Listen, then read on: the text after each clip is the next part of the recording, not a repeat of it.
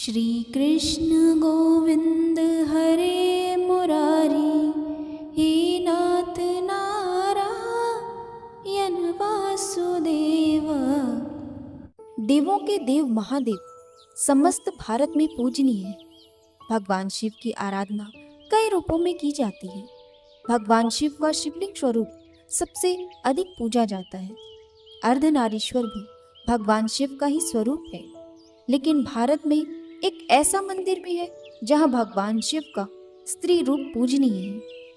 ये भारत का इकलौता ऐसा मंदिर है जहां महादेव महिला के रूप में विराजते। इसे गोपेश्वर महादेव के रूप में जाना जाता है। आइए जानते हैं कि आखिर भगवान शिव को नारी का स्वरूप क्यों धारण करना पड़ा। भगवान शिव के स्त्री रूप धारण करने के पीछे बहुत ही मनमोहक कथा मिलती है। एक बार शरद पूर्णिमा की शरद उज्जली चांदनी में वंशीवट यमुना के किनारे श्याम सुंदर साक्षात मनमनाथ की वंशी उठी। मास की रात्रि करके मनमत का मान मर्दन करने के लिए महारास किया। जब महारास की गूंज सारी त्रिलोकी में गई तो हमारे भोले बाबा के कानों में भी महारास की गूंज गई। मनमोहक की मीठी मुरली ने कैलाश पर विराजमान भगवान श्री शंकर को मोह लिया। समाधि भंग हो गई। बाबा वृंदावन की ओर बावरे होकर चल पड़े। पार्वती जी भी मनाकर हार गई, किंतु त्रिपुरारी माने नहीं। भगवान श्री कृष्ण के परम भक्त श्री आशुरी मुनि, पार्वती जी, नंदी, श्री गणेश, श्री कार्तिकेय के साथ भगवान शंकर वृंदावन के वंशीवट पर आ गए। वंशीवट जहाँ महारास हो रहा था, वहाँ गोलोक वासिनी गोपियां द्वार पर खड़ी हुई थी। पार्वती जी तो महारास में अंदर प्रवेश कर गई, किंतु द्वारपालिकाओं ने श्री महादेव जी और श्री आसुरी मुनि को अंदर जाने से रोक दिया।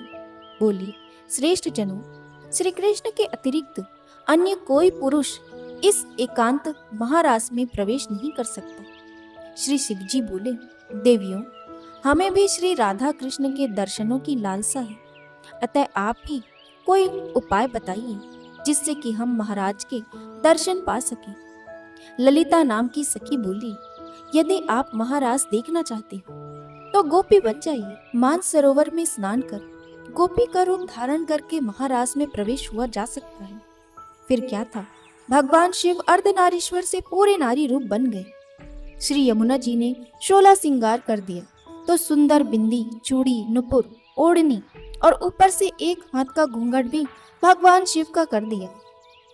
साथ में युगल मंत्र का उपदेश भगवान शिव के कानों में किया। प्रसन्न मन से वे गोपी वेश में महारास में प्रवेश कर गए। श्री शिव जी मोहिनी वेश में मोहन की रास स्थली में गोपियों के मंडल में मिलकर अतृप्त नेत्रों से विश्व मोहन की रूप माधुरी का पान करने लगे। नटवर वेशधारी श्री रास विहारी रासेश्वरी रसमयी श्री राधा जी एवं गोपियों को नृत्य एवं रास करते हुए देख नटराज भोलेनाथ भी स्वयं ताता थैया कर नाच उठे। मोहिनी ने ऐसी मोहिनी वंशी बजाई कि सुधि बुद्धि भूल गए। बनवारी से क्या कुछ छिपा है। भगवान कृष्ण के साथ थोड़ी देर तो नाचते रहे, लेकिन जब पास पहुंचे तो भगवान बोले कि रास के बीच थोड़ा हास परिहास हो जाए तो रास का आनंद दोगुना हो जाएगा। भगवान बोले कि अरे गोपियों, तुम मेरे साथ कितनी देर से नृत्य कर रही हो, लेकिन मैंने तुम्हारा चेहरा देखा ही नहीं है, क्योंकि कुछ गोपियां घूंघट में भी हैं। गोपियां बोली, प्यारे, आपसे क्या छुपा है, आप देख लो हमारा चेहरा। लेकिन जब भगवान शंकर ने सुना तो भगवान शंकर बोले कि ये कन्हैया को रास में बीच में क्या सूझा। अच्छा भला रास चल रहा था, मुख देखने की क्या जरूरत थी। ऐसा मन में सोच रहे थे कि आज कन्हैया फजीहत पर ही तुला है। भगवान कृष्ण बोले कि गोपियों, तुम सब लाइन लगाकर खड़ी हो जाओ और मैं सबका नंबर से दर्शन करूंगा। भगवान शिव बोले, अब तो काम बन गए, लाखों करोड़ों गोपियां हैं, मैं सबसे अंत में जाकर खड़ा हो जाऊंगा। कन्हैया मुख देखते देखते थक जाएगा और मेरा नंबर भी नहीं आएगा। सभी गोपियां एक लाइन में खड़ी हो गई और अंत में भगवान शिव खड़ी हो गए। जो कन्हैया की दृष्टि अंत में पड़ी तो कन्हैया बोले, नंबर इधर से शुरू नहीं होगा, नंबर उधर से शुरू होगा। भगवान शिव बोले कि ये तो मेरा ही नंबर आया। भगवान शिव दौड़कर दूसरी ओर जाने लगे तो भगवान कृष्ण गोपियों से बोले, गोपियों, पीछे किसी गोपी का मैं मुख दर्शन करूंगा। पहले इस गोपी का मुख दर्शन करूंगा जो मुख दिखाने में इतना लाज शर्म कर रही है। इतना कहकर भगवान शिव दौड़े और दौड़कर भगवान शिव को पकड़ लिया और घूंघट ऊपर किया और कहा, आओ आओ गोपेश्वर आओ, आपकी जय हो। बोलियो गोपेश्वर महादेव की जय, शंकर भगवान की जय। श्री राधा आदि गोपेश्वर महादेव के मोहिनी गोपी के रूप को देखकर आश्चर्य में पड़ गई। तब श्री कृष्ण ने कहा, राधे, ये कोई गोपी नहीं है, ये तो साक्षात भगवान शंकर है। हमारे महाराज के दर्शन के लिए इन्होंने गोपी का रूप धारण किया है। तब श्री राधा कृष्ण ने हंसते हुए शिव जी से पूछा, भगवान, आपने ये गोपी वेश क्यों बनाया? भगवान शंकर बोले, प्रभु, आपकी ये दिव्य रसमयी प्रेम लीला महाराज देखने के लिए गोपी रूप धारण किया है। इस पर प्रसन्न होकर श्री राधा जी ने श्री महादेव जी से वर मांगने को कहा तो श्री शिव जी ने ये वर मांगा, हम चाहते हैं कि यहाँ आप दोनों के चरण कमलों में सदा ही हमारा वास हो। आप दोनों के चरण कमलों के बिना हम कहीं अन्यत्र वास करना नहीं चाहते हैं। इसके बाद सुंदर महारास हुआ। भगवान कृष्ण ने कथक नृत्य किया और भगवान शिव ने तांडव, जिसका वर्णन अगर माँ सरस्वती भी करना चाहे तो नहीं कर सकती। खूब आनंद आया। भगवान कृष्ण ने ब्रह्मा की एक रात्रि ले ली, लेकिन गोपियां इसे समझ नहीं पाई। केवल अपनी गोपियों के प्रेम के कारण कृष्ण ने रात्रि को बढ़ाकर इतना दीर्घ कर दिया। गोपियों ने एक रात कृष्ण के साथ अपने प्राण प्रिय पति के रूप में बिताई, लेकिन ये कोई साधारण रात नहीं थी। ब्रह्मा की रात्रि थी और लाखों वर्ष तक चलती रही।